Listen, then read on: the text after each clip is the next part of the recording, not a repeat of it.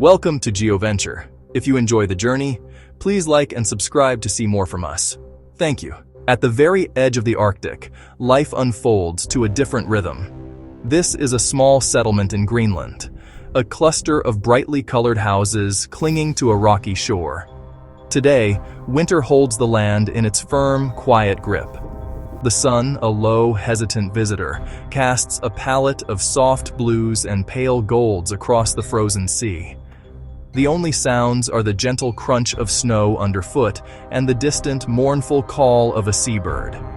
It is a world both harsh and beautiful, where human existence is inextricably linked to the vast, powerful forces of nature. The houses stand as small bastions of warmth and light. From their windows, one can see the sea ice, a mosaic of white and gray, stretching to the horizon. In the small harbor, fishing boats rest, their hulls encased in frost, waiting patiently for a break in the weather. This is not a place of grand monuments or bustling crowds. Its significance lies in the small, deliberate actions of the people who call it home. A community that reads the subtle language of the ice and the sky and lives in harmony with its demanding cadence. Morning routines are dictated not by the clock alone, but by the slowly shifting patterns of daylight. In the deep winter, the sun barely breaches the horizon, the world bathed in a perpetual twilight. This prolonged darkness shapes the mood and the activity of the town, turning life inward. Families gather more closely, lamps casting pools of warm light inside homes. Yet even in this dim light, the work continues. The human spirit has its own internal source of light, refusing to be subdued by the long polar night. The small schoolhouse is a vital beacon in the community. Children bundled in layers make their way through the crisp air. Their laughter rings out against the quiet snow. Inside, teachers greet them with smiles. Here they learn mathematics, literature, and essential skills of their environment.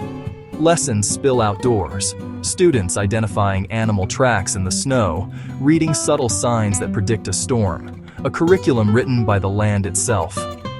Conversely, the Arctic summer brings a different challenge, the relentless light of the midnight sun. For weeks the sun does not set, circling the sky in a slow arc. Constant daylight transforms the town with vibrant, restless energy. Sleep becomes a conscious decision. Children play late into the night, lit by a sun that refuses to depart. This is a time of intense activity, stocking up, repairing, savoring the brief, glorious abundance. The planning of the day is a delicate dance with the environment. The sea is the lifeblood of this community. For most, work is found upon its cold, nutrient-rich waters. Local fishermen, men, women, venture out in small, sturdy boats, navigating channels of open water between floating ice. Targets: Greenland halibut, northern prawn, species that thrive in frigid depths. The work demands patience and expertise, knowing where to cast nets, reading subtle currents. Every successful haul is a victory. Back on shore, work continues. Catch, brought to harbor, and processed. Nets, stiff with ice and salt water, are untangled, then laid out to dry. Fishermen's hands mend nets. Fish are cleaned with skilled precision. Family members clean together. Some catch goes to the processing plant. Much goes to the family table. Much is shared with neighbors. Boats are a lifeline and link to the outside world.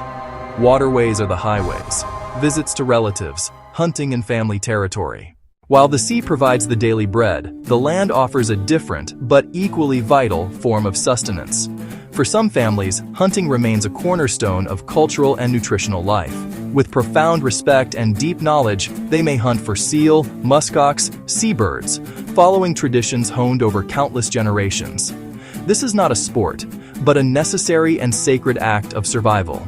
Every part of the animal is used, a philosophy of zero waste where resources are precious.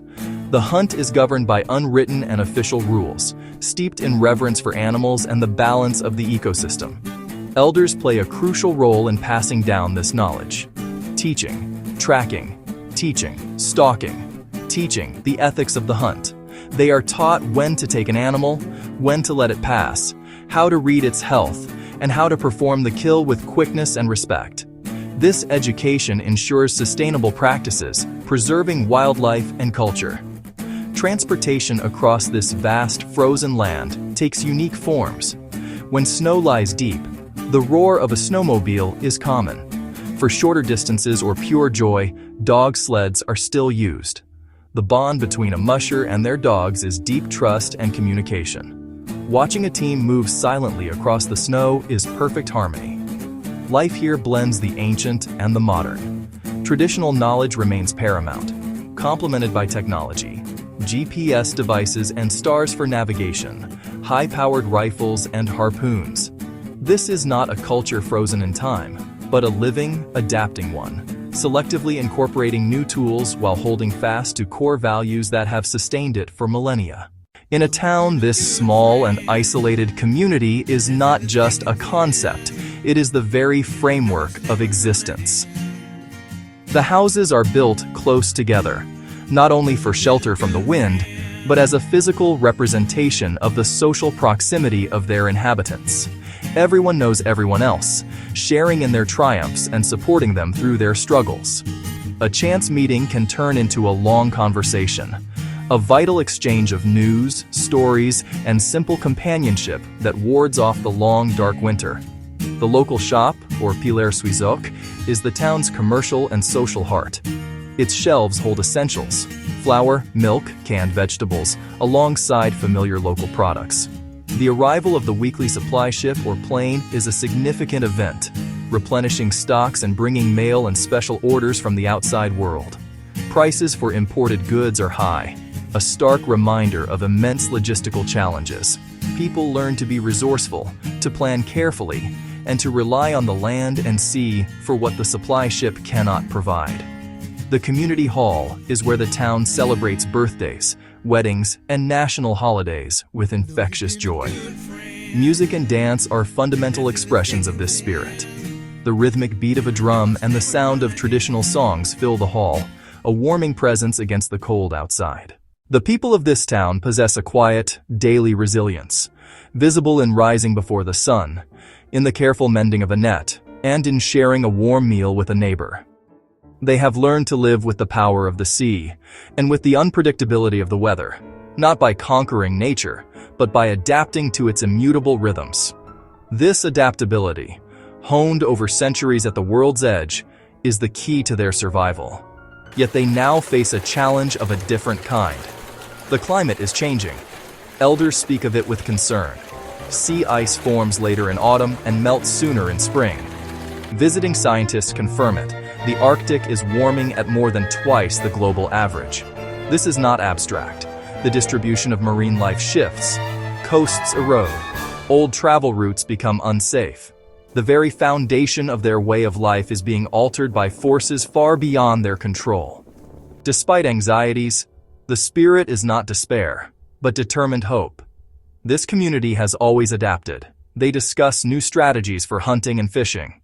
They explore small-scale tourism, engage with scientists, blending traditional ecological knowledge with modern research. They are active participants in shaping their future, not passive victims of circumstance. In the end, the story of this town is a testament to the human spirit, a life of quiet dignity, lived in deep connection with the natural world.